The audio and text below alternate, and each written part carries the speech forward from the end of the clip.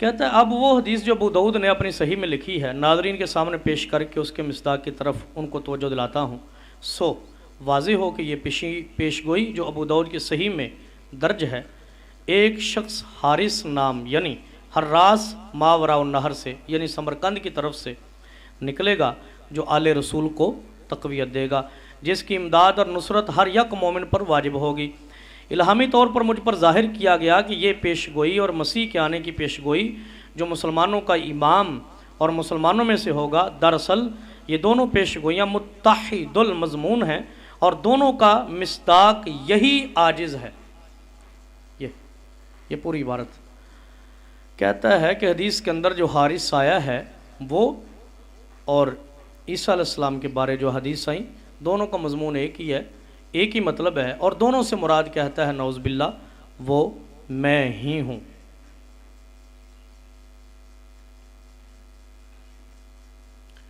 یہ روحانی خزائن کی تیسری جلد۔ پھر اسی طرح مرزا غلام قادیانی ایک اور مقام پر جو ہے در یکتا ہونے کا دعویٰ کرتا ہے، کہتا ہے میں در یکتا ہوں۔ یہ میرے ہاتھ میں اس کی کتاب رسالہ دعوت قوم، اس کا صفحہ 55 روحانی خزائن کی جلد 11 صفحہ 55، اس کے اوپر کہتا ہے کا مثلی کا در لا یداؤ، کہ تو ایسا موتی ہے جو ضائع نہیں کیا جاتا، ایسا موتی جو ضائع نہیں کیا جاتا۔ تو یہاں در یکتا ہونے کا مرزا غلام قادیانی دعویٰ کر رہا ہے، اور بالکل اسی صفات میں مزید بھی وہ دعوے کرتے ہوئے کہتا ہے کہ رب نے مجھ کو کہا انی جاعلک للناس اماما، کہ اے مرزا میں تجھے لوگوں کا امام بناؤں گا۔ پھر آگے جا کے کہتا ہے کہ مجھ کو کہا گیا لا تحاط اسرار الاولیاء، کہ اللہ کے ولیوں کے جو اسرار ہوتے ہیں ان کا احاطہ نہیں کیا جا سکتا۔ ایک لائن کے بعد کہا انت فیہم بمنزلۃ موسیٰ، کہ تو لوگوں کے درمیان موسیٰ کے درجے میں ہے۔ تو ان ایک ہی صفحے پر ایک تو در یکتا ہونے کا دعویٰ کیا، پھر صاحب اسرار ولی ہونے کا دعویٰ کیا، پھر یہ دعویٰ کیا کہ میں لوگوں کے درمیان بمنزلہ موسیٰ کے ہوں۔ یہ روحانی خزائن کی جلد 1 ہے، جلد 11 ہے، جس کے اوپر مرزا غلام قادیانی اپنے یہ نعوذ باللہ دعوے کر رہا ہے۔ ناظرین مزید آگے بڑھیے، اگلے دعوی میں مرزا غلام قادیانی نعوذ باللہ پتہ نہیں کہاں سے کہاں تک پہنچ گیا۔ بلکہ آپ کو ایک بات بتاؤں، یہ تو مسلمانوں کے ہاں وہ مقدس نام تھے، جو مقدس منصب تھے جن کا مرزا نے دعویٰ کیا۔ آپ یہ سن کے پڑھ کے دیکھ کر حیران رہیں گے کہ ہندو، عیسائی، سکھ وغیرہ جو غیر مسلم ہیں، ان کے ہاں بھی جو ان کے ہاں مقدس اچھے نام سمجھے جاتے ہیں نا، مرزا نے ان کا بھی دعویٰ کر ڈالا۔ مثال کے طور پہ ایک جگہ پہ آریوں کا بادشاہ ہونے کا دعویٰ کرتا ہے۔ یہ میرے ہاتھ میں مرزا کی کتاب تتمہ حقیقت الوحی، اس کا صفحہ 85 ہے، روحانی خزائن کی جلد 22 صفحہ 522، کہتا ہے خدا تعالیٰ نے بار بار میرے پر ظاہر کیا ہے کہ جو کرشن آخری زمانہ میں ظاہر ہونے والا تھا وہ تو ہی ہے آریوں کا بادشاہ۔ ایک لائن کے بعد کہتا ہے سو میں اس تصدیق کے لیے کہ وہی کرشن آریوں کا بادشاہ میں ہوں۔ یہ دیکھیے، حالانکہ آریہ مذہب بھی اسلام کے مخالف ہے، وہ بھی کفر ہے، اور یہ ان کے بادشاہ ہونے کا دعویٰ کر رہا ہے۔ کرشن ہندوؤں کا کوئی فرضی کوئی شخص ہے تو یہ اس کا بھی ہونے کا دعویٰ کر رہا ہے۔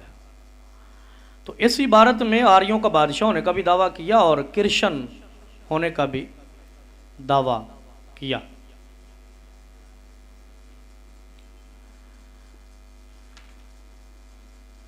اسی طرح اسی کتاب کے پچھلے صفحہ میں صفحہ 521 پر کہتا ہے ہر ایک نبی کا مجھے نام دیا گیا، چنانچہ جو ملک ہند میں کرشن نام ایک نبی گزرا ہے جس کو رود گوپال بھی کہتے ہیں، یعنی فنا کرنے والا اور پرورش کرنے والا، اس کا نام بھی مجھے دیا گیا ہے۔ پس جیسا کہ آریہ قوم کے لوگ کرشن کے ظہور کا ان دنوں میں انتظار کرتے ہیں، وہ کرشن میں ہی ہوں۔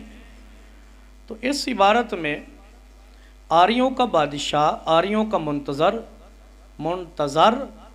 کرشن اور رود گوپال ہونے کا دعویٰ بھی کیا۔ چلیں یہ دعوے اس کو ججتے ہیں۔ ہم تو کہتے ہیں یہ کافر تھا تو کافروں والی حرکتیں کرے، ہم کو اس بات سے کیا؟ کافروں کے باپوں والا نام رکھے، ان کی ماؤں والا رکھے، ان کے بتوں والا رکھے، ان کے فرضی خداؤں والا رکھے، ہم کو اس سے کیا؟ تو یہ بھی مرزا کا دعویٰ ہے، اچھا ہے اس طرح کے دعوے کرے، ہم کو کیا؟ لیکن اسلامی مناسب کی توہین نہ کرے، ہمارا مطالبہ بس یہ تھا اور یہ ہے۔ اسی طرح مرزا غلام قادیانی ایک مقام پر اوتار ہونے کا دعویٰ کرتا ہے۔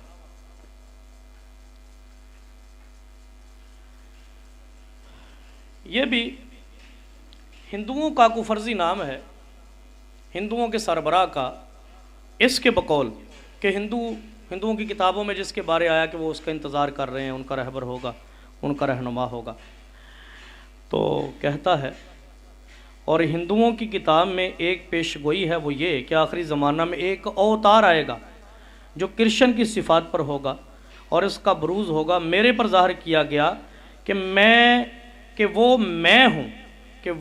میں ہوں، یہ دیکھیے تو ٹھیک ہے، تجھے یہ لقب مبارک، ہم تیری تائید کرتے ہیں کہ تو ہندو اور ہندوؤں کے سربراہوں کا سربراہ ہوگا، تجھے یہ نام جچتے ہیں اور یہی جچتے ہیں۔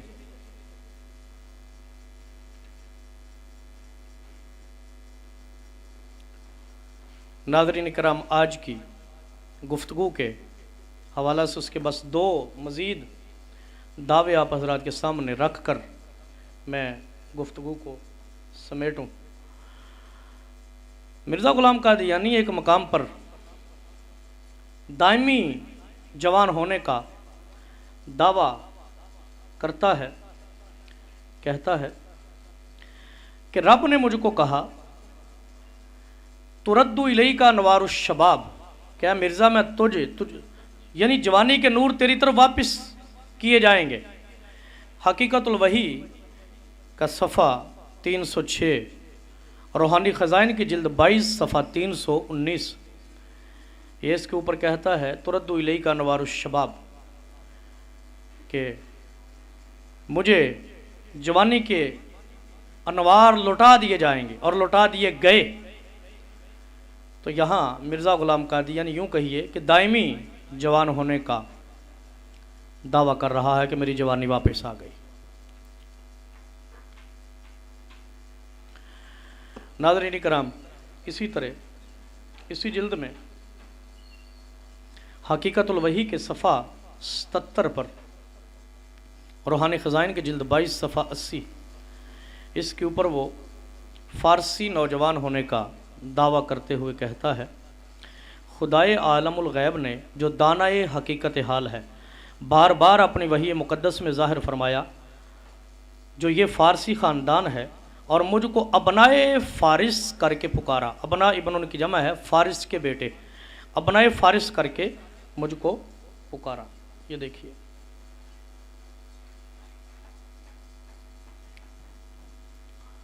روحانی خزائن کی جلد 22 صفحہ 80، ابنائے فارس، فارسی نوجوان ہونے کا دعویٰ کر رہا ہے۔ اصل میں مرزا غلام قادیانی نے یہ جو فارسی نوجوان ہونے کا دعویٰ کیا نا، تو یہ بھی ایک حدیث کو نعوذ باللہ اپنے اوپر فٹ کرنا چاہتا ہے، وہ حدیث پاک جو ہمارے امام الائمہ، شمس الائمہ، کاشف الغمہ، سراج الامہ، حضور سیدنا امام اعظم ابو حنیفہ رضی اللہ تعالی عنہ کی عظمت پر دلالت کرتی ہے۔ امت کا اتفاق ہے کہ وہ حدیث حضرت امام اعظم کے حق میں ہے کہ جس میں سرکار نے فرمایا کہ اگر علم ثریا ستارے تک بھی پہنچ جائے، علم ثریا ستارے تک بھی پہنچ جائے، تو فرمایا ایک فارسی نوجوان ہوگا جو وہاں سے بھی علم کو اتار لائے گا۔ مطلب اس حدیث کے اندر نبی پاک صلی اللہ علیہ وسلم نے حضرت امام اعظم، یہ امت کا اتفاق ہے کہ اس حدیث کے مصداق اور مراد امام اعظم ہے۔ مطلب یہ ہے کہ وہ اس قدر علم کے دریا بہائیں گے کہ پوری دنیا میں ان کے علم کا شہرہ ہوگا، چرچا ہوگا، طوطی بولے گا۔ ان کے ہزاروں کی تعداد کے اندر تلامذہ میں محدثین ہوں گے، فقہا ہوں گے، مفسرین ہوں گے۔ یہی وجہ ہے کہ آج آپ دیکھ لیں، امام بخاری جیسا عظیم محدث چھٹے درجے میں جا کر امام صاحب کا شاگرد ثابت ہوتا ہے۔ سیاستہ کے جتنے بھی مصنفین ہیں یا دیگر کتب حدیث کے، کتب فقہ کے، یہ کسی نہ کسی واسطہ سے بالآخر حضرت امام صاحب کے ہی تلامذہ میں شمار ہوتے ہیں، بالواسطہ یا بلا واسطہ۔ اور اس سے بڑھ کر کیا کرم نوازی ہوگی خدا کی کہ پاکستان، انڈیا، افغانستان اور دنیا کے کتنے ممالک ہیں کہ جن میں عدالتی نظام فقہ حنفی پر ہے، سارے کا سارا۔ ہمارے ملک میں بھی یہی ہے۔ تو یہ یعنی اس حدیث کے مصداق حضرت سیدنا امام اعظم ابو حنیفہ رضی اللہ تعالی عنہ ہے۔ اور ادھر مرزا غلام قادیانی جہنم مکانی بدبخت، جہنم کا کتا، دیگر جھوٹے دعوی کے ساتھ ساتھ اس منصب کو بھی اپنے لیے ثابت کر رہا ہے اور کہتا ہے کہ خدائے عالم الغیب نے بار بار اپنی وحی مقدس میں مجھ کو بنائے فارس کر کے پکارا۔ انا للہ و انا الیہ راجعون۔ ناظرین اکرام، آج بھی جو ہمارا پچھلے 3 دن سے، آج کا اور 2 پچھلے دن 3 پروگرام ہمارے ہوئے مرزا غلام قادیانی کے جھوٹے دعووں کی برمار پر، اور آج بھی تقریباً میں نے 60 سے زائد اس کے دعوے، جھوٹے دعوے آپ کے سامنے رکھے۔ تو انشاءاللہ اس پر ایک مزید پروگرام کریں گے، کل کا پروگرام بھی۔ تو اس طرح 200 تقریباً 200 کے قریب تک اس کے، اور ممکن ہے 200 سے زائد اس کے دعوے جھوٹے ثابت ہوں۔ یہ تو وہ ہے جو فقیر کی نظر سے اس کی کتابوں سے گزرا۔ اگر کوئی آدمی مزید تحقیق کرے تو اور بھی پتہ نہیں کتنے اس کے جھوٹے دعوے ثابت ہو جائیں۔ انشاءاللہ کل اسی عنوان کے ساتھ دوبارہ حاضر ہوں گے۔ اللہ تعالیٰ مجھ کو اور آپ کو جو کچھ بیان کیا، سنا، اس کو ختم نبوت کی نوکری سمجھ کر رد مرزیت کے حوالہ سے، مرزیت کو شکست دینے کے لیے، ذلیل و رسوا اور مغلوب کرنے کے لیے، دنیا سے اس نجاست کو ختم کرنے کے لیے اللہ مجھ کو اور آپ کو توفیق دے اس پیغام کو آگے پہنچانے کی۔